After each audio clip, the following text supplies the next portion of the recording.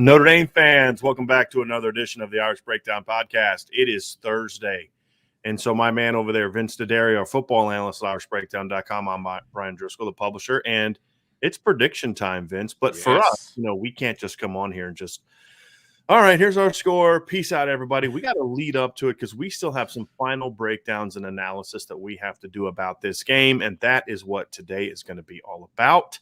Is really putting the final touches on this matchup and then giving our prediction. And our predictions are somewhat close. We were somewhat close. I thought about making you change yours because it was too close to mine, but then I'd be rude. So I decided not to do that. But, but Vince, normally every week we start this show off with a what's at stake in this game. And I want to go a different angle because I think what's at stake is easy, right? Notre Dame's still playing for New Year's Six Bowl. Potentially, absolutely. If there's as much chaos in the final 5 weeks as there was in the first 7 or 8, potentially a run at a playoff spot. I think right now, more realistically, is you're at least battling for that New Year's Six, and you have to keep winning to get there. Then, if you keep winning and winning the way that you need to win, and some craziness happens, because right now Notre Dame does not control their own destiny when it comes to the playoff. No way. They need a lot of other stuff to happen. They are in control of their own destiny when it comes to the New Year's Six Bowl, in my opinion. Okay, and so that's really where the focus is, and that's kind of easy. It is what it is. They have to win out to be there. Right. For me, what's more important from a bigger picture is I think in this game we're going to learn a lot about Notre Dame, and that's really what we want to dive into today. But before we do, my man JP Buellsfeld has decided he does not want to be released from his offer to always support us. And JP, we appreciate it so incredibly much. JP with the super chat, he says, I challenge everyone that is enjoying the show today as much as I am to super chat $5 to support Irish Breakdown. Thank you, JP. Thank you very much. Man. Awesome. So Vince, let's dive into this breakdown, and let's first, before we kind of get into the specifics of this game, I want to take a little big picture, and I feel like we're going to learn a lot about this team, and we're going to come out of this game. So, like when the USC game ended, it was like, okay, well, there's some good stuff in there, but let's see if it's going to continue. Yeah, and I think this is the game where we learn that, and if those things continue, then you feel like, okay, they're going in the right direction, and if these things don't continue, then it's going to be like, okay, this is going to be a little bit of a interesting final 5 games of the season. Yeah, no. Let's start offensively, Vince. Okay.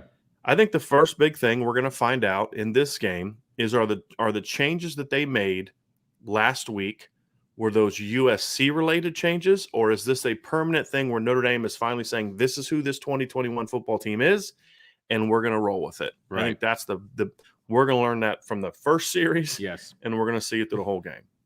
And to be honest with you, I think I'm going to wait until maybe the second or third series to make sure that I've learned it, because I think I have been, I don't know if fooled is the right word, but I've been very impressed with a lot of first series for Notre Dame.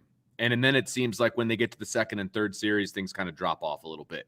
I'll tell you what, you and I will have a conversation at halftime, and then I'll decide whether I think that they've continued on,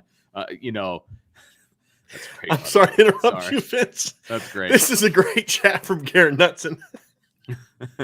He says, I'm a little short, JP. How about you spot me? That's good stuff, man. That's good stuff. Oh, my gosh. I'm sorry, Vince. That's okay. Awesome.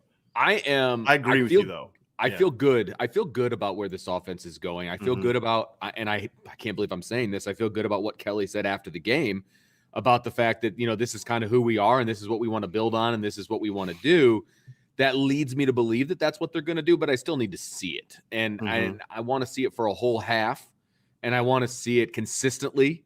And if I do, then I will be excited, and I will think that this is the right step for Notre Dame, and that they're actually taking that step, and that the next 4 games after Saturday are going to be really fun games to watch, because if they continue to build on what we think they started on Saturday, I think it's going to be a lot of fun. It's interesting you bring up what they've done in past games too, because if you look at, for example, Florida State, they came out fast, pushing the tempo, spreading the field, really almost the whole game. I mean, they did in the third quarter as well. Did it early against Toledo, had some success, and as I said before, I think that sack fumble on drive 2 changed Notre Dame. And then they come out against Wisconsin in that second series, and they kind of push it a little bit and have some success throwing the ball, and then they kind of went away from it. So as you said, Vince, we've seen it at times where they've shown glimpses of it, but it's never been a full, right. We're going down here thing. So I think that's a good conversation to have. I think what I'm saying is we're going to see it on the first series, and we're going to see it throughout.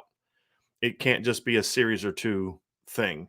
And that's going to lead into the second thing we're going to learn is the offense ascending. So really starting, I would even argue we kind of saw a little bit of it in the second quarter against Virginia Tech. I think that when they inserted Tyler Buckner into the game, the offense kind of got a little hot. You scored a couple times quick. That sparked Notre Dame. If you don't get those 2 early scores from Tyler Buckner, Jack Cohn doesn't have a chance to bring you back in the fourth quarter, right? But then we really saw it when Jack came in, and that carried into the USC game. And I thought they moved the ball well against USC. It wasn't great, but it was progress. But it's gotta be the beginning of the next part, not necessarily, So Yeah. Are they ascending? Can they clean up some of the things that took points off the board last week? Can Kevin Austin make some of those plays downfield? When Jack Cohn gets Lorenzo Styles with a step on a corner, can he lead him instead of trying to back shoulder it and giving that DB a chance to make a play? Those type of things. Can the offensive line execute at the level it did? And that's kind of the third thing that I'll get to, and it's these two things go together. Is the offensive line genuinely improving? And that's something that is going to be a part too. So those two things together, about the offense as a whole ascending and the offensive line ascending, we're going to find that out in this game, because this is not a good North Carolina defense. But Notre Dame's had some struggles against some other teams that weren't necessarily great defense as well. I think those are the next two things that I think we're going to learn about this team on Saturday. Yeah, because I was pleasantly happy with the play of the offensive line on Saturday night. I mean, again, there's things that you look, you're always going to be able to rip apart an offensive line to a degree. And there's always going to be things, especially at Notre Dame, because you always have like the 2020 and the 2017 and the 2015 lines to hold it up to. That shouldn't have been the expectation for this team. Absolutely. And Saturday night was not my expectation for this team. Saturday night was kind of my expectation for this team in game one. Mm-hmm. But now we've kind of gotten there by the time we get to mid-season. And so they're still behind the 8 ball for me, but they are improving. And if they can continue that improvement, then that's fantastic. And that's what we want. And again, are they ascending? If they continue to get better, I think the left side's going to continue to get better. I feel like those two guys, Kristofic and Alt, I think those two are going to continue to get better. Regardless of the coaching or whatever you want to say, I think those two are going to continue to get better. I think Josh Lugg has gotten better. He had some really bad games around their 3 and 4 area, and he's gotten better since then. And you kind of alerted me to that, and I appreciate it. Obviously, I'm still going to bang the left guard, and we'll talk about that. Right? Excuse me. I apologize. Right guard. Dang, what Kristofic do to you, man? No, I love that kid. Well on Saturday. No, I love that kid. But we'll get to that later. But again, is the group ascending? And I think that they are. But again, this game is going to tell us if that's the case. If they're continuously letting pressures in from this North Carolina front, then they got to go back. Yeah, or if they can't get movement at all. Yeah. But again, with this line, as we've said all year, look, here's the thing we're not going to do. We're not going to just find reasons to be critical just to be critical, right? Because the expectation for this line should not be what it was for last year's line or the 2017 line or the 2015 line. Right. As we've said all year, we just need to see this line just be solid, because with the weapons around it, just a solid line, especially against the defenses that Notre Dame is going to face here in the second half of the season. It just has to be solid. So we're going to find all that out here on Saturday. That's going to be another thing we're going to see early, and then we got to see it continue throughout the game. But that's something I'm encouraged to see about it, because again, if Notre Dame's going to beat Virginia and beat Georgia Tech and beat Stanford, they're not going to win 17-14 games, right? They can't ask the defense to carry them week after week after week. Right. They need to kind of bring it, especially because it's not just about winning right now. To me, this game begins a stretch where it's not just about, winning games. It's about what I've always preached, which is the process of playing to a standard. Right. And just beating a 1-6 Navy or a 3-4 Stanford team or a 3-4 Georgia Tech team or a 4-3 North Carolina team or even a 6-2 Virginia team that has a 20-point loss to North Carolina and a 20-point loss to Wake Forest isn't the standard. It's, are you playing to a level where you're playing to your potential? And that is what we need to see. No question. I completely agree with that. And we got a couple super chats that I want to throw up here before we kind of move to the next step. Mike answers the call to JP. He goes, "Got you covered." Thank you, Mike. Really appreciate that. That's awesome. And then JP jumping right back in and says, Vince, this is why I love our community. This is why I love our community. Yeah. Is it Knutson or Knutson? Do we know? I just went Knutson. That's what I went I'll with. follow your lead then. He goes, "Mr. Knutson, I got your back. Go Irish, beat North Carolina." Love it. Absolutely love it. So appreciate you guys very much. Very, very much. Yeah. But no, we do have a great crowd. We really have an do. Awesome crowd, man. This is by far my highlight of my day. Before I get to go hang with the family. So I appreciate it very much, you guys. And so let's get back on track. Same thing with the defense, Vince. The three things that we're going to learn. It's not so much just about beating a 4-3 North Carolina team who stinks on the road. It's about playing to your potential. It's about being the team you're supposed to be. Defensively, I think this is a great opportunity for us to learn a lot about Marcus Freeman. What kind of adjustments is he going to make? Yes. What kind of preparations is he going to make? Can he look at, okay, we don't have Kyle Hamilton. Here's where our strengths are. Let's play to those. Will he play sort of a conservative bend but don't break alignment to not give up points, or will he be more aggressive and take the attack? And within each of those options, because I don't think either one of those options are bad. It's about, can you execute at a high level within those two options? I mean, Clark Lee was very much a bend but don't break defensive coach, and it worked very well. Mike Elko was much more of an aggressive sort of take the attack to the other team, and it worked. Marcus Freeman's kind of done a little bit of both this year.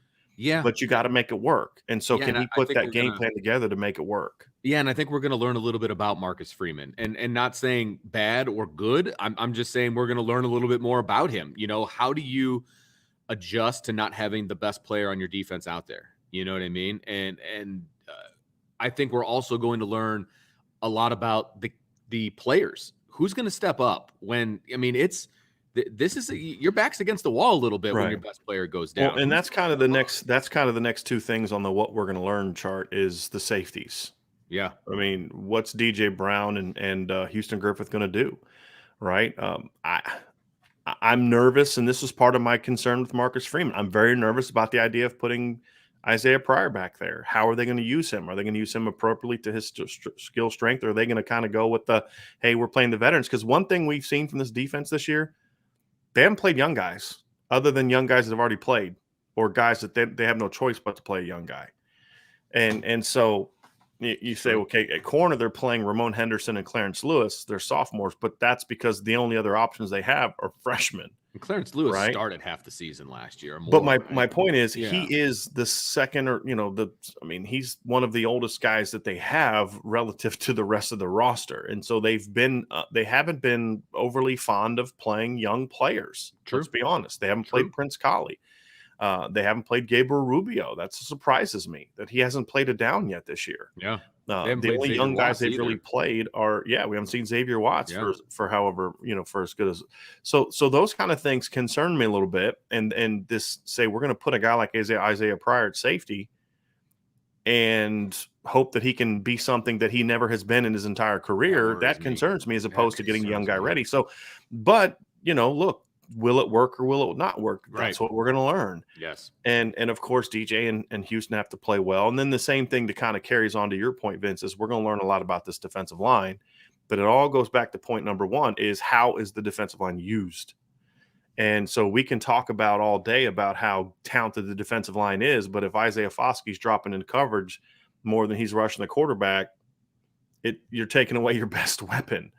And so we'll dive more into that as we'll get into specific matchups. But those are the things we're going to learn a lot about this Notre Dame defensive line, and we're going to learn a lot about the talent at safety because, again, it's not just about this season because Kyle Hamilton's not coming back next year. I don't think he is. Right, and there's people in the chat wondering if he's going to come back this year. I think he will. I mean, I hear people say that a lot. I don't have any reason to believe that Kyle Hamilton won't come back, especially if this team has something to play for. Yeah. I personally would not bring him back against Navy. I've already made that case. We'll dive into that We more talked next about week. that. But I'll be shocked if Kyle Hamilton doesn't play again. That's 100% fan speculation. And with all due respect, there's nothing that I've heard or anybody else that I know has heard about that. But I guess we'll find out. But Sure. so Vince, that's sort of what we're going to learn about this team. Now let's dive into what's going to impact this football game. And let's begin with the matchups. I think there's a couple, 2 to 3 matchups on both sides of the ball that are going to have the biggest impact on this game. We're going to start with the offense. And this is going to be an outside receivers, Braden Lindsey, Kevin Austin, Lorenzo Styles, against what I believe to be talented North Carolina cornerbacks. The cornerbacks in North Carolina are actually pretty good. Tony Grimes and Kyler McMichael. Sure. Yeah, right. Kyler McMichael and Tony Grimes are both top 100 recruits. Kyler McMichael came from Clemson. Tony Grimes should be just a freshman this year. He graduated early from high school, reclassified so he could be a freshman last year, and it's paying off for him because he has a year under his belt. Notre Dame picked on him a little bit in this matchup last year. And as we kind of talked about some of the young freshmen at Notre Dame, sometimes those early struggles as a freshman can make you better the next year. And I think Tony's ascending. He's still a young player. Sure. But he's ascending. But the outside receivers have been far too inconsistent for me this season. Some weeks Kevin Austin looks great, or not great, really good. Braden Lindsey has his moments, and then other times they disappear. We didn't see a whole lot from Braden Lindsey last week. We saw Kevin Austin not make a couple plays he needs to make. Will they step up? They have to play well. They're going to need to – look, here's the deal. They're going to need to do some things on the outside that give them big plays, that give them an opportunity to get the chunks. They're flat out going to need that in this game. So that's the first matchup for me that I'm looking for. Well, I will skip to my second matchup then because it basically is very similar to what you have, and we'll stay on the same page. I have basically just Kevin Austin versus the corners, Tony Grimes and Kyler McMichael, because look, I think that Kevin Austin is still maturing. Everybody has to remember, as much as I love watching him in preseason practice and, how he is a specimen at wide receiver and all of those different things, he's basically a freshman as far as playing time is concerned. I think people forget that a little bit since he's academically a senior. And he's still learning and he's still maturing and he's still, almost learning on the job, right? And he just needs to learn to be more consistent. And I think this is a great game for him to get back to being consistent. No more of this ebb and flow, up and down, dropping passes when it's important, battling for those 50-50 balls and winning some of them. I realize in retrospect, people think that he caught that ball and it wasn't an interception. Don't make it that close. I mean, maybe it was, maybe it wasn't, but don't give them that opportunity, right? Don't give the refs an opportunity to take the possession away from you. So I want to see him step up. And I think this is a great game for him to have that opportunity. I kind of singled him out. I mean, you're right about the other outside receivers. You're absolutely right. But I've kind of got my eyes on him because I think, number one, I think he needs to come back next year to hone in what he's been doing. But I think he needs to start ascending now. We talked about the offense ascending. I think a lot of that has to do with Kevin Austin. Who's going to be the alpha? It's okay to have an alpha at wide receiver. Yeah. He can be that guy. Yeah. I want to see that start. Yeah. Somebody just sent a comment. Y'all say Austin is like a freshman, but don't have same standards for O-line. Austin is a senior. He needs to play like it. No, he's not. It's not the same thing. Because number one, if Josh Lugg would have been suspended and missed his whole second season and then got injured and missed his whole third season, then I would have a different conversation. I did not say that he's like a freshman. Vince did. I did. Okay? I said it. I don't think he's like a freshman. I think he's more like a sophomore because he actually played as a freshman. He did a little bit, yeah. So I will disagree with that. But the fact is he did not play the entire 2019 season. He did not play the entire 2020 season especially 2020 because he was injured. He didn't play. Josh Lugg didn't miss an entire season of football. Zeke Correll did not miss an entire season of football. So I'm sorry that just doesn't fly. That response doesn't fly. He doesn't need to play like a senior. He needs to play better than he has. Correct. And so to me, I don't think that's a valid response. For me, I think, Vince, you're still kind of looking at it from a big picture standpoint, which I completely understand. You're allowed to do that. We don't have to be on the same page. For me, the reason I went with Lindsey and Styles is because these matchups, I'm more concerned with North Carolina. This is a North Carolina thing for me. You're looking more like ascending, and totally agree with that. Yeah. And for me, it's about taking it to the next level for all of them. Somebody has to step up. If Kevin Austin doesn't play well, but Braden Lindsey and Lorenzo Styles do, or Deion Colsey does, then it doesn't matter if Kevin Austin doesn't play well in this game. So that's why I include all of them. If Kevin Austin plays great, then that's phenomenal, but it's about all of them. So to me, that kind of leads into my next matchup, because to me, this is a pass game matchup in a lot of ways for me. Okay. Yeah, Notre Dame can run, but they've got to be successful in the pass game to really play the level that they need to play in this game. And that, I just feel like, I said it the other day, I feel like it this way. I feel like this is a big Avery Davis game. Ooh, nice. And so getting Avery Davis in matchups against their safeties, because the corners are pretty good. Like if Lindsey and Austin and Styles or Colsey play well in this game, you will have earned that, because I like the corners at North Carolina. I don't think they're the main problem. I think their scheme is a problem, and I think their safeties are a problem. And it's going to tie in, and I don't know what one of your other points was, but I need to tie it into my third point. That's fine to make this. I'm kind of all over my third matchup. So. Tommy Rees versus Jay Bateman. Okay, so I'm gonna have some fun here. I'm not being serious when I say this, but I hung 600 up on Jay Bateman when I coached against him. All right, so I've set the bar for Coach Rees. All right, so when I coached against Jay Bateman back when he was at Siena and I was at Duquesne, we put up over 600 on him. Okay, we threw for almost 400 yards. I'm just saying, Coach. I set the standard. Now let's live up to it. I think you need to drop a note on Coach Rees's front door. I would like to still remain on his good side, so I'm going to not do that.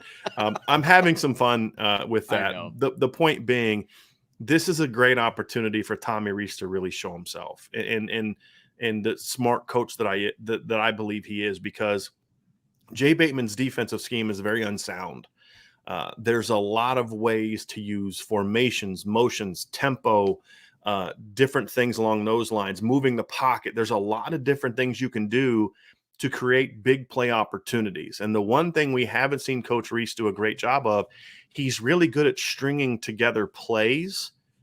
But where I would like to see him sort of take a page out of the Chip Long playbook is Chip was great at, okay, in this drive, there's this, we have about 4 or 5 plays that we can do that we think are going to be big plays, so like a rollout throwback, something like that, a wheel concept, something where he felt like by doing this, we're going to get a big play.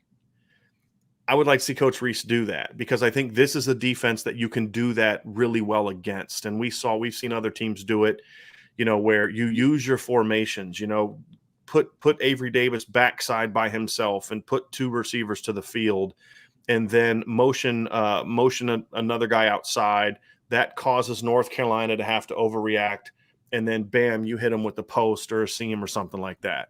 And so to me, those are things that I want to see from him in this game. They're going to tell me he's really taken his play calling to that next level. That's something that I want to see from him. And there's things you can do in the run game. There's all types of different things that you can do. This is a big opportunity for Tommy Rees to show me that, hey, he's taking his game to the next level.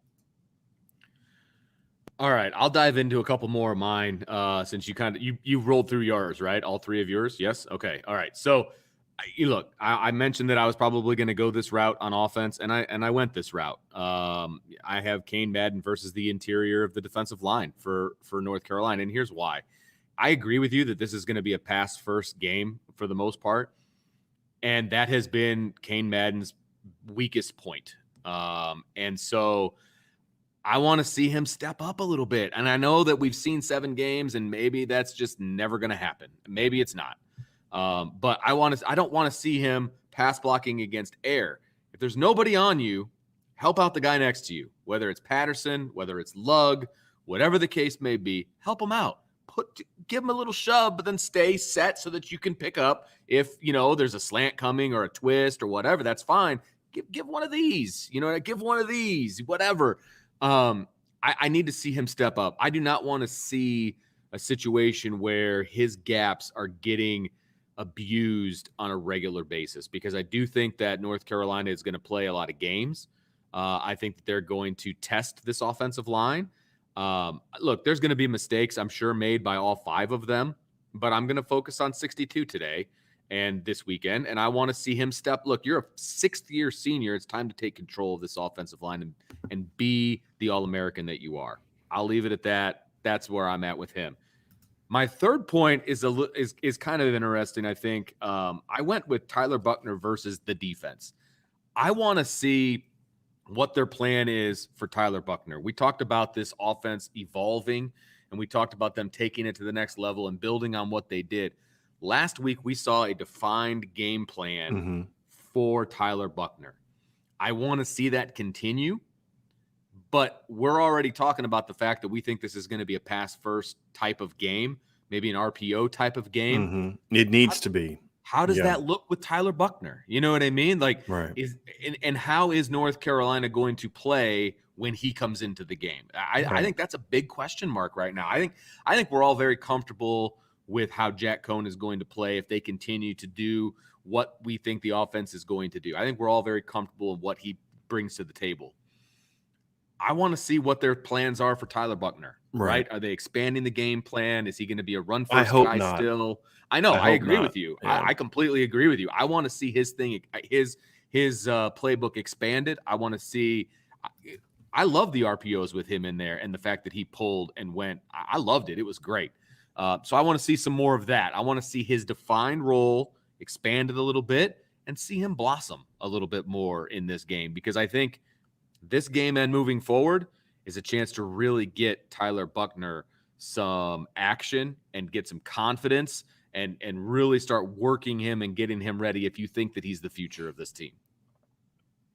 Yeah, right now I'm focused on the now, and I still don't think Tyler Buckner right now having an expanded game plan is what I want to see. I'm not there yet. I mean, I'm high on Tyler Buckner, but I still believe this team is at its best when Jack Cohn's starting quarterback. I do playing an up-tempo offense. So I don't think you can say that and then say, but I want an expanded role for Tyler Buckner. I don't think I'm ready for that. I want to see him. I want to see him perfect what they had him do last week first, which is just come. I mean, I think last week we did kind of see that. We saw an expanded role from him based on what they did with him early in the season, which was just kind of Cohen and run. Goes in and throws his first 2 passes. Sure. I feel like right now they need to they still need to figure out their main offense before they can focus too much on expanding their Tyler Buckner package. If you're going to expand your Tyler Buckner package, just make him your starting quarterback. I still think there's a lot that we need to learn about the Jack Cohn-led offense, and that in this weekend's going to be a big part of that. What I want to see is honestly, the package I want to see is Tyler Buckner in the red zone. Yes, 100%. But I want there to be options in the red zone. Sure. I don't want it to be 13 personnel with him back there. But I think you can go 13. But I think you can go 13 personnel with him and get creative within that. Is my thing in the red zone. Well, I want to see creativity in the red zone with him. I don't want to see the same thing over and over. That's what I'm talking about expanding. I agree with you completely. Yes, within his skill set, or not skill set, but within his package, his or role. Whatever, yeah, his role. Thank you. Yeah, that's what I want to see. Yeah, and I'm with you on that. And again, I don't think that necessarily means you can't go 13 personnel. I think if you're going to go 13 personnel, and Tyler Buckner's in the game, you're going to have more success throwing out of that with Tyler Buckner than you will with Jack Cohn. You're very limited in 13 personnel with Jack Cohn. Right, because he's not going to run. You can't boot. There's just a lot less you can do. Right. Got a couple things here before we move on to the defense. Bronx ND fan with a $4.99 super chat. Thank you very much for that. I still love his avatar. So clearly he got the IB hat from the store. Right. So I appreciate that very, very much, and I appreciate you being back. I'm glad that you're back home, and it is definitely a big game this weekend. We also have a super chat from Beatsville. You two seem to be fine with the left side of the offensive line. So how does the weaker right side affect offensive game calling in your respective opinions? I wouldn't say that I'm fine with the left side of the line. I don't think one game against a bad USC defense makes me like they're arrived. They're the next McGlinchey and Nelson. So I guess I don't have that same level of confidence that Vince does with that side's good to go now. No, I think the whole line as a whole still has a lot to prove to me. Sure. One game against a team that we said had a bad front and a bad front seven outside of Drake Jackson doesn't mean that, you've got it all figured out. I still need to see, because this defense is going to throw a lot more at Notre Dame than USC did. A lot more stunts, a lot more twists, a lot more pressures. I'll be shocked if North Carolina doesn't bring a corner fire in this game. Absolutely shocked. Well, we've been shocked the last two games. So it hasn't happened. Yeah. So, Virginia Tech did. They brought a corner fire. That's right. Notre Dame threw a screen. It blew up a screen. They threw a screen behind it. But USC did not. Right. North Carolina is not going to just sit back and do what USC did. So I still have a lot I need to see from them. And also we need to see Kane Madden step up and play better. But I don't think the left side of the line is there yet. I think the whole offensive line has to play better. And let me continue clarify, to play better. I'm not fine with the left side. I am happy that they made the change, and I think they have the right two guys there moving forward. Right.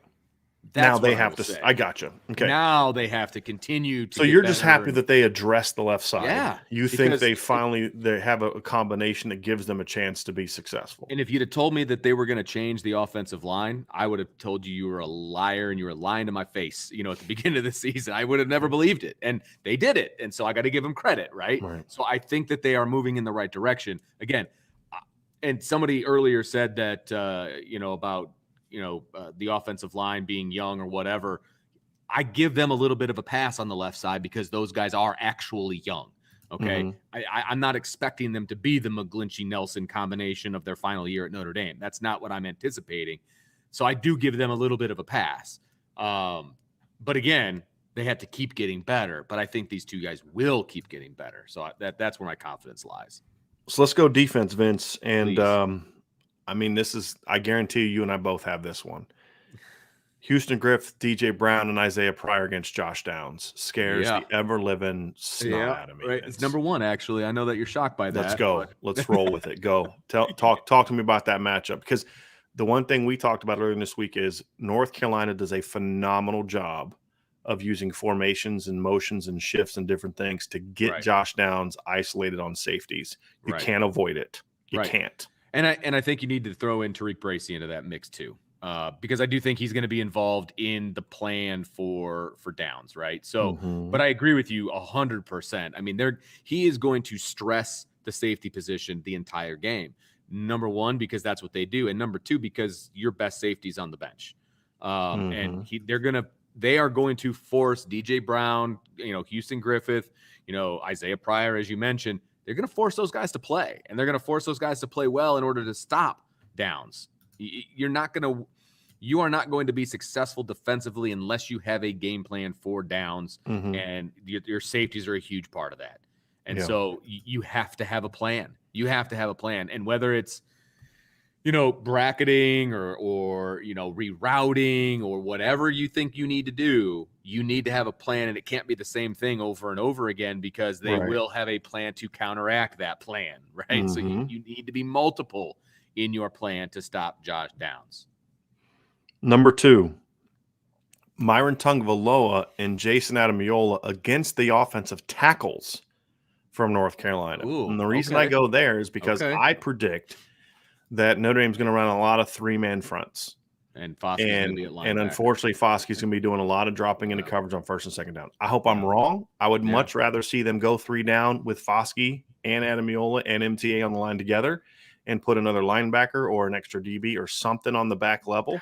Can you imagine? I don't think they're going to do that on the line together. We've been talking about that all year, and they haven't done it yet. So unless they've been holding it for this game, I don't think it's going to happen. So I'm just going realistic. Okay, that means that Jason Adamiola and Myron Tungvaloa have to dominate on the edge. One of the keys to success last season against North Carolina was the ability of Dalen Hayes and Adetokunbo Ogundeji to just destroy the tackles in the run game. I remember times where they would try to pull on Adi, and he would just blow it up and just take that inside arm and just knock the guy back, and that line of scrimmage set, and they'd have to do a quick cut, and the linebackers could just rally.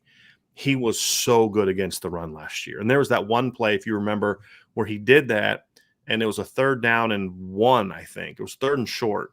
And he did that, and I think it was Michael Carter bounced it outside, and Hottie chased him down and brought him down short of the sticks. It was just a phenomenal play. Yeah. They were great last year. And Isaiah Foskey had some good plays last year too, in some 4-down fronts. But you're going to need to see those guys be great against the run. Jason Adamula, great against the run. Myron, great against the run. And then, of course, they need to be able to put pressure on the quarterback. They didn't consistently put pressure on the quarterback last week out of the 3-man fronts. Now, it's hard to do that. There's 5 dudes blocking 3, right? I mean, it's not an easy thing to do. That's not a criticism, but the reality is if that's the situation they're going to put themselves in, they have to put pressure on the quarterback, because you can't let Sam Howell sit back like Keaton Slovis. You can't, because this team will pick you apart, and he will take shots. He is an aggressive downfield thrower, and he's a very good downfield thrower.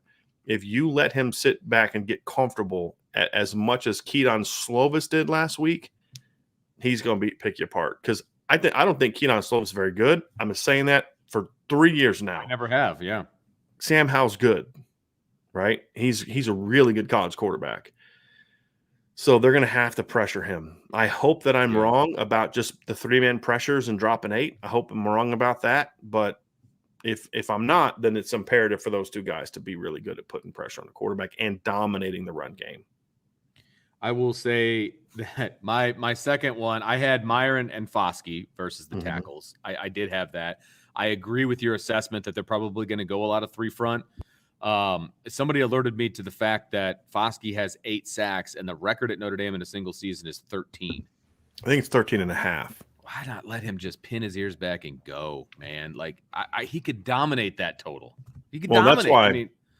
That's why I don't have him on that list, because it's not even a key matchup, because not because they're going to drop him, but when he comes, they're not going to be able to block him. No. I mean, exactly. Nobody has yet.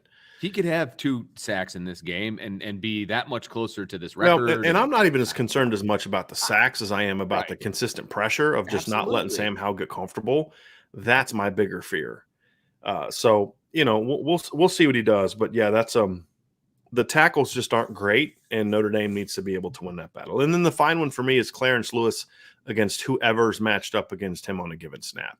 He's had a few rough games in a row. I mean, Wisconsin, Cincinnati, Virginia Tech, and USC, 4 rough games in a row. Yeah. Clarence is better than what he's shown. Agreed. He was better last year than what he's shown this year. He's going to have to step up and bounce back, and this would be the perfect game for that. He's seen this offense before. He's played against this offense before. I think that's something that should help him, because remember, he came in. This is the game he came in off the bench for Tariq Bracy. Okay. And he hasn't seen. I mean, he didn't play against USC last year. He didn't get to play against Wisconsin last year. He didn't get to play against Virginia Tech last year because they didn't play any of those teams last year.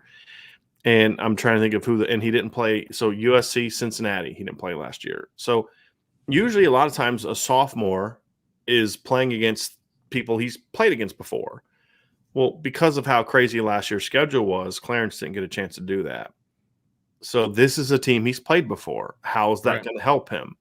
And I thought he got beat on one play. He got beat on a 40-something yard gain, Vince, but it was called back because of a holding penalty, because the quarterback had all day to throw. He was actually pretty decent coverage early on, but you can't cover all day. Right. So I thought Clarence played really well last year when he came in. We need to get back to him playing better football. And so they're going to go after him. There's no question about it. And he's going to have to hold up and not give up big plays in this game. Agreed. I think that's a really good one. My third one, I just have Drew White, Bo Bauer, basically the linebackers. And I had versus Ty Chandler, but it's also versus Sam Howell. But I will keep since I wrote it down, I will keep Ty Chandler, because I think it's going to be up to these linebackers to really shut down this run game and make North Carolina one-dimensional. And I realize making them one-dimensional still means Sam Howell has the ball in his hands and he can do some things. But then I added Sam Howell in there, not because of his passing, but because of his running. Mm-hmm. You have to be able to contain him. And I think a lot of that has to do with the linebackers, right? Don't over pursue.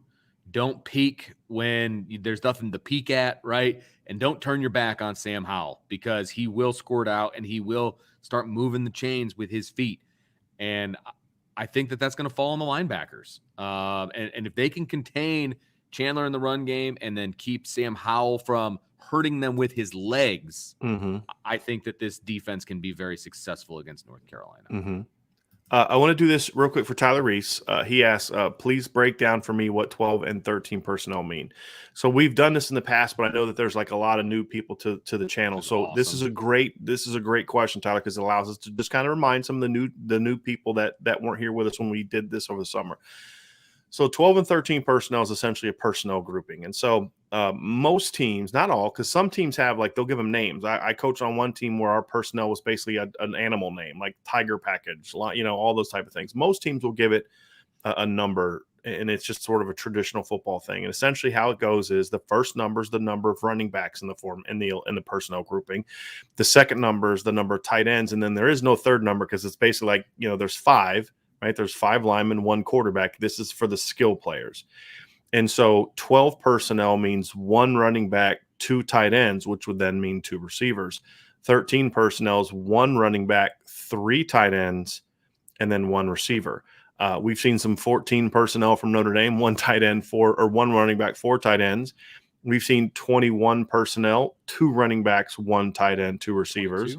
We've seen maybe once, 22. Okay. We've seen 20 personnel, which is 2 running backs, 0 tight ends, which means 3 receivers. And then Notre Dame's primary formation is still 11 personnel, which is 1 running back, 1 tight end, 1 and 1, and then 3 wide receivers. So that's what that means. So just running back, tight end, running back, tight end is basically what that means as far as a personnel group. So that way, I can explain to you what 12 and 13 mean, but I wanted to also kind of do the bigger thing. So that way, when we start throwing on 20 and 21, 2 formations or personnel groupings, I hope we see this weekend.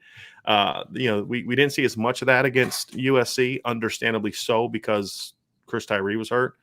Yeah. But Brian Kelly said today that he should be back this weekend. Hopefully he is. Hopefully. And we'll get to see more of that. But Tyler, very good question, and that's what that means. Before we go to the keys, because I know that's where we're headed next, Brian, they were talking about Blake Fisher coming back, and we haven't heard anything about Blake Fisher. Kelly talked about that today. Okay. Yeah, he talked about that today, and he said his recovery is going well, but it doesn't necessarily mean he'll play this year, is what Kelly said.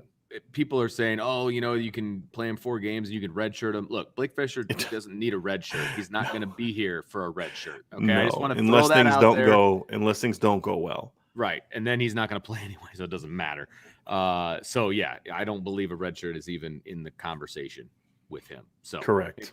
Moving forward, they will redshirt him just because you'd be silly not to redshirt him. But it won't matter, I don't think, at the end of the day.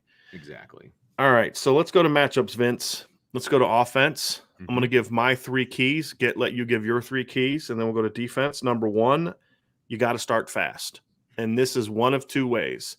The first one is you either have to start fast because you need to keep up with them because they are scoring. North Carolina is scoring.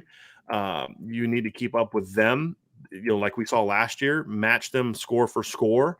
Or if your defense is making stops, your offense can then give you some distance.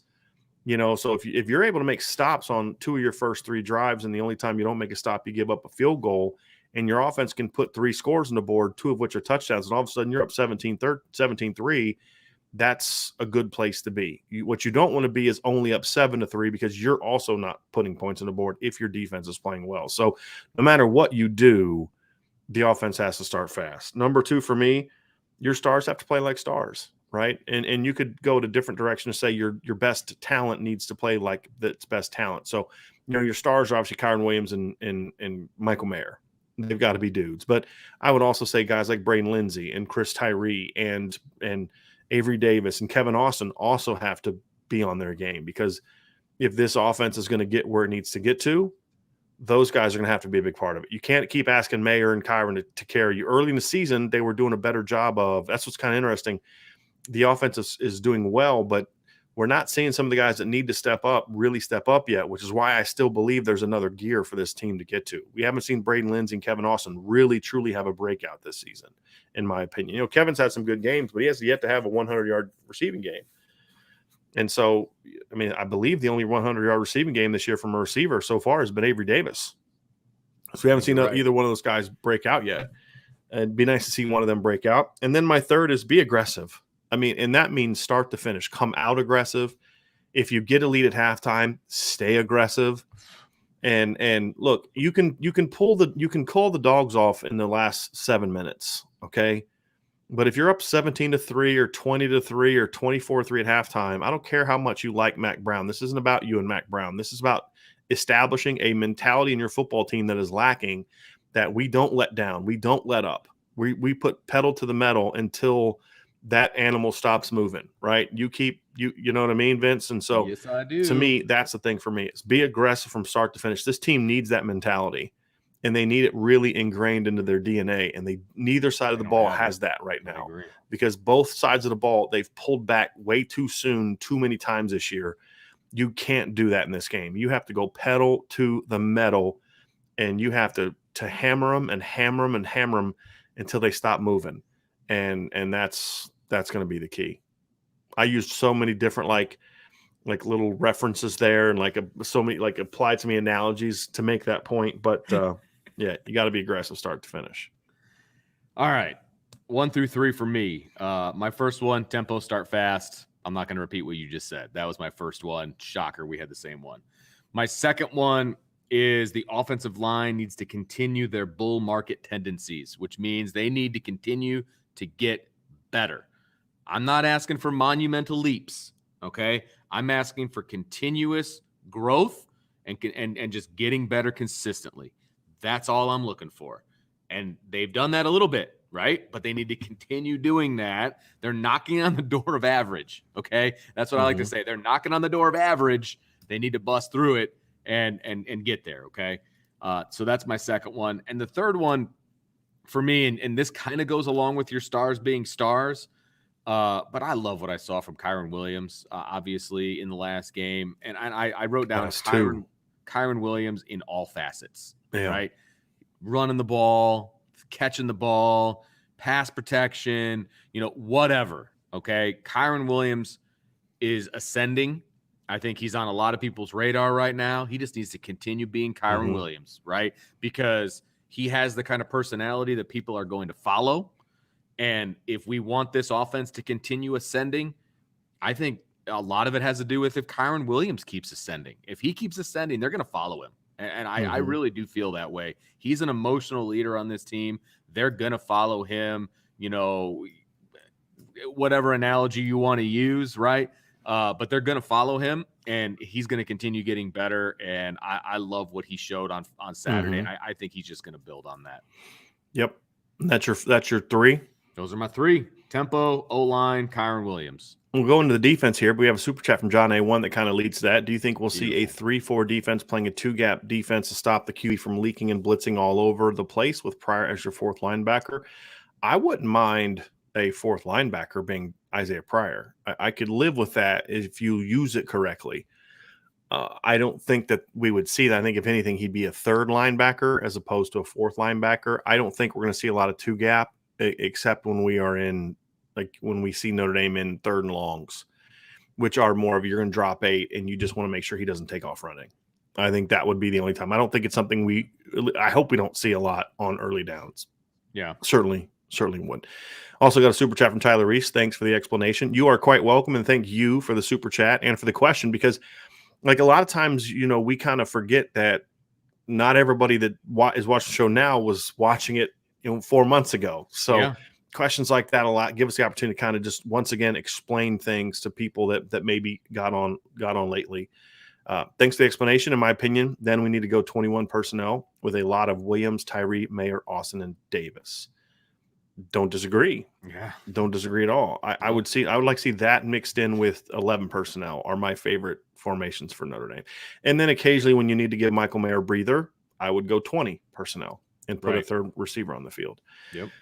So I'm with you on that. So Vince, let's go defense here real quick. Okay. My 3 keys for defense are simple. We're not going to talk a lot about these because we've talked about them so much in the past. Yeah. Yep. These past 2 games, you got to control the line of scrimmage. Run game, which means dominate the run game, pressure Sam Howell, and consistently. You can't just Notre Dame could have 4 sacks of Sam Howell and not pressure him well, because that just means you pressure him on 4 plays. Right. If you only pressure him on 4 plays, you get like 3 third down sacks or something like that, or a first down sack, but then it's 1st and 17 and you don't pressure him the next 2 plays, guess what? They're getting a first down because he will find somebody open. Right. It's about the consistent pressure. I want to see him on. I want to see I want to see him on. I was going to say I want to see his jersey turn green, but that wouldn't happen because they're not on grass anymore. Because they're on field turf. But I want to see him on the ground a lot. I want to Yeah. see him getting hit. I want to see him on the ground a lot. They have to tackle in space. And again, we talked about this yesterday. That's such a huge key to this game. And the third is one that you mentioned earlier when we were talking about what we're going to learn about this team and some of the matchups. Contain has to be good in this game. When you have a chance to get a loss, you need a loss. When you have a chance to, tackle a guy for a 3-yard gain, you have to tackle him for a 3-yard gain. So tackling and contain kind of go hand in hand in a lot of ways, but I wanted to make them separate because you can tackle well and still lose contain. If you're not gap correct, if you're not disciplined within your schemes and those type of things, they have to not let – North Carolina has to earn everything that they get. They're going to get the yards even then. You're not going to hold them to 250 yards, right? And if they do, the defensive coaching staff deserves a huge raise, okay? You're not going to hold them 250 yards, but you can still keep their points down by making them earn everything they get because they will make mistakes. You will be able to force turnovers. You will be able to come up with stops if you make them earn it, and that's the key for me. Well, mine are. I've got one that's the same, tackle in space. So we can just check that one off because you just talked about that one, and it's vitally important. You got to have a Josh Downs plan. Mm-hmm. That goes without saying. We talked about that during the matchups, so no sense in really diving into that one. He's their best offensive player. Outside of maybe Sam Howell, I get that, but he's the one that can hurt you, so you got to stop him. Right, he's their most dynamic skill player, right? There you go. Right. Thank you. And then the final one for me, it's more of a big picture one, but it's who steps up. And that's what I need to know. That's a key to this. Well, your key would then be somebody else has to step up. Like, yes, look, Kyle's out. Somebody has to step up, and it can't just always be Foskey or Adamiola. Somebody that's not normally a big-time guy has to step up and play well. That's exactly right. So that's my third one. Who's it going to be? Who's going to step up and show that they're willing to take this team, put them on their shoulders, and dominate? That's a big question mark for me right now. Before we go to predictions, I want to throw this chat up here. Benjamin Weiss. We've been saying Weiss. I found out for him and his brother Gabriel, it's Weiss, so I apologize. Very good. You know who's going to eat Saturday? Foskey. Coaches are trying to turn him into a beast by turning him into the next JOK in the box. They do not know. They do not do that this week, I hope. I hope so, too. Me too. I certainly hope so, too. And then Benjamin also, I wanted to throw this up, too, because Benjamin was the first person to show up to the tailgate last week. And so that meant Benjamin spent like a half an hour helping me get everything set up. So helping me put the tent up, helping me, try to MacGyver the flag. He was doing most of the MacGyvering, the flag to hold up and help get the food set up. So Benjamin, again, thank you very, very, very much for your help last week, because Vince was working at that time. So he couldn't help out. And I really appreciate you helping out with that quite a bit. So, so Vince, it's prediction time, man. Notre Dame versus North Carolina, number 11. Notre Dame 6-1 against the 4-3 but dangerous North Carolina Tar Heels. This is a big game for Notre Dame. We've talked about what's at stake for Notre Dame. We've talked about things that we are going to learn about Notre Dame, good or bad, from this game. We've broken down the matchups that are going to be the most entertaining to watch. We have also talked about the keys to success and the keys to victory. Now, it is put up or shut up time, and neither of us are capable of shutting up, so it's put up time. It's time to start giving our predictions. So we're going to start with your prediction, Vince. Give us your score prediction and tell us how you see this game playing out. Yeah, so my prediction is 34-21 Notre Dame. I think that I was tempted to go higher with the point total for Notre Dame. I really was. I think that they have an opportunity to go higher, maybe even break the 40s in this game. I haven't seen it yet on a consistent basis, so I need to see it first before I'm willing to Exactly predict what D-Rock said. 40 Yeah. score. Yeah. I mean, I've got to see it first. I've got faith in this defense. Look, I'm saying that North Carolina is going to score 3 touchdowns on Notre Dame. I think that's a lot. And will they even get to that? I was thinking about going like a 17 in that neighborhood, but I was like, okay, Sam Howell, Josh Downs. I don't see them holding this defense Right. to the teens 2 years offense to 2 years in a row. I don't. Right. And I was like, you know what? I think they're going to get in the end zone a few times. So I gave them 3 touchdowns. But again, I think Notre Dame outscores North Carolina. I think that this offense is going to build on what they did last week. I think they're going to go up and down the field. I think they're going to get touchdowns instead of field goals. For the most part, I like this Notre Dame offense where it's trending. And I have faith, maybe it's blind faith, that Brian Kelly and the offensive staff are going to continue to build on what they did. And so I see this team scoring some points. It would not surprise me in any way if they get into the 40s.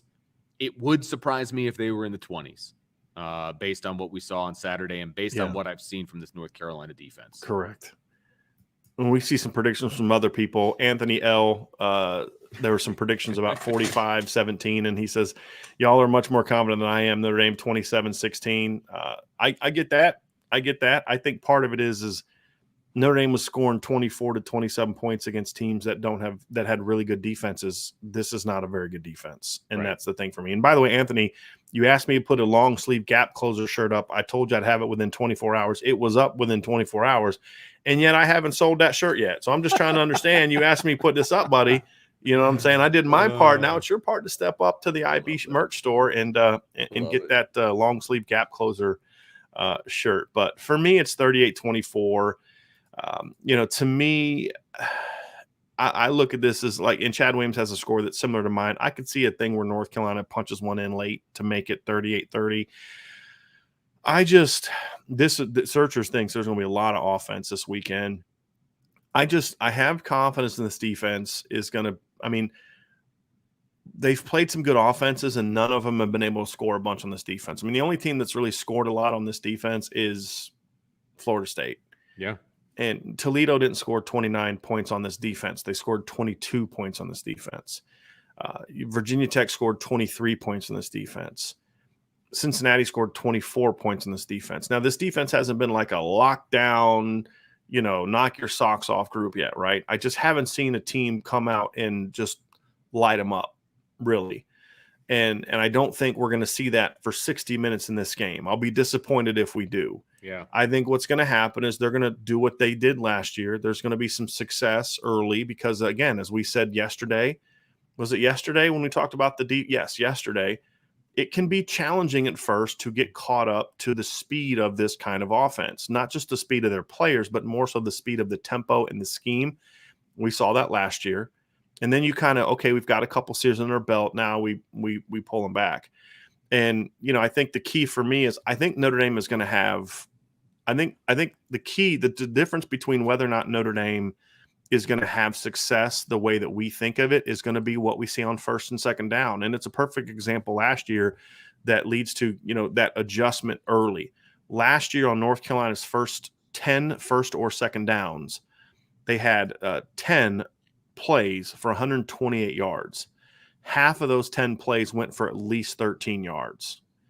On their next 31 first or second down snaps, and they scored 14 points on those 2 series. That was on 2 series. On the rest of the game, they had 31 snaps on first or second down for 112 total yards.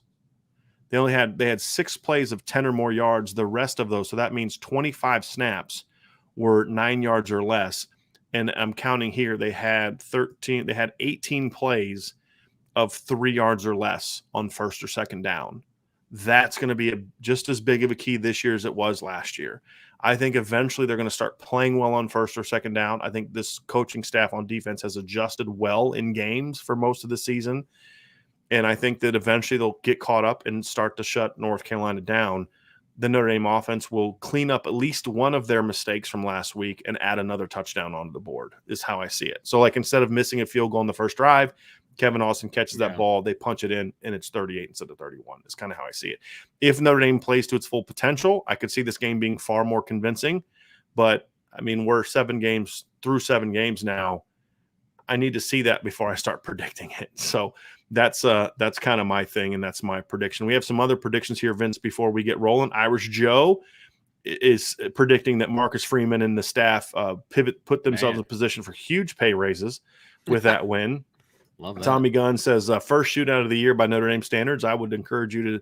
I would say that would be the second shootout because that's only 1 point difference from what we saw against Florida State. But yes, first one since then. Sean Hunter 38-27 Notre Dame. Old Grimm 34-20 Notre Dame. Let's see here. Bill Kostrup 34-17 Notre Dame. Tim Sully 38-21 Notre Dame. JP Buellsfield. Notre Dame 2, North Carolina 0 in 10 overtimes. JP is predicting that we are going to have the worst rainstorm in Northern Indiana history, which is how you're going to get to the 2-0. So I don't think we're going to see that one ever. Yes. And then Neil Wachter, of course, is the complete opposite of that. He sees 48-46 in 5 overtimes. So that is it. And then the last couple. Let's see here. Chad Williams has a prediction for the Michigan State game. I'm only putting it up because he refers to Michigan as the Skunk Bears, which I always appreciate. Let's see. Curtis Hewitt, 48-17 Irish, but put it up earlier. Must have missed it. Notre Dame will score, in my opinion. Caleb Collins thinks Tyree is going to have a breakout game now that he's back. And then Rob Thidoff, 52-28 Notre Dame. So that is going to do it, everyone. Thank you so much, Michael Rudiger, getting his in late. Thank you, everybody, for showing up today. I'll be back tomorrow for a mailbag, 12:30 Eastern. So we'll have that tomorrow. I answer all your questions about Notre Dame recruiting. I'm going to have some things that are going on at Irish Breakdown that I'm going to bring up tomorrow that I'll start off with that I'm excited about, and then we'll dive into your questions. So we will have that tomorrow. I want to thank everybody for joining us today. I want to thank everybody for joining us all week. We had a pretty good crowd again today. Well, hopefully we have a good crowd tomorrow. Of course, we'll have a post-game show on Saturday. We'll have our Upon Further Review on Sunday. So before you leave, hit the like button, hit the subscribe button, hit the notification bell, sign up for the Irish Breakdown message board. And for those that are still part of the show, I'm gonna do something fun here. So I'm gonna do a giveaway. The first person that signs up for an annual membership to the Irish Breakdown message board is going to get 2 tickets to this weekend's game. So if you want 2 tickets to this weekend's game, the Notre Dame North Carolina game, sign up for an annual membership. The first one that does it is going to get that. And awesome. So that's what we're going to do. So I'm doing it late because I want to, the people that leave early, when we start the end, the people that leave early, they missed it. We're going to do that. So if you sign up for the annual membership to irishbreakdown.com, you see the link below. You're going to get 2 free tickets to this weekend's game. So everybody have a great rest of your day. We will talk to you again very, very soon.